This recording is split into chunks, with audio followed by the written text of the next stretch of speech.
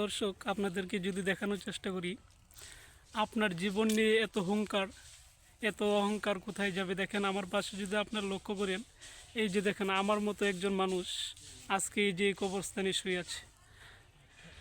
এই হচ্ছে মানুষের আপনার এত অহংকার, এত কিছু।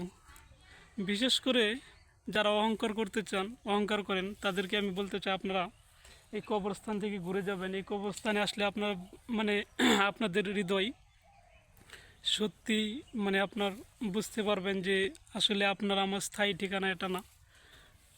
এক কথায় আপনার আমাকে এই 3.5 হাত মাটি, এই যে আমার মতোই বা আমার পাশে যদি লক্ষ্য করেন, এই যে এই কবরস্থানে আপনার আমার শুইতে হবে। তাই বলে এই জীবনকে এত অহংকার করবেন না, আপনার এই চেহারার এত অহংকার না করি। বা আমরা পারলে মানুষের সাহায্যের দিকে হাতে এগিয়ে দেব, আর যদি না পারি, বিশেষ করে কাউকে নিয়ে কোনো কটাক্ষ বা কোনো কিছু না করি। ভাই, আপনি আমি মুসলমান, তাই বলে আপনার আমার এই কবরস্থানই জায়গা হবে।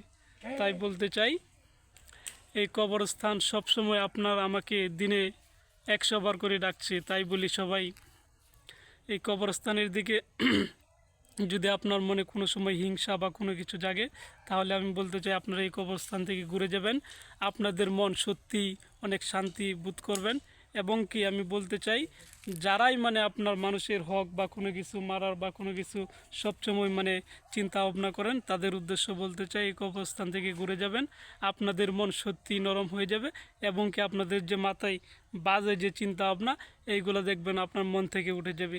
এই বলে আমার কথা শেষ করলাম। আল্লাহ হাফেজ।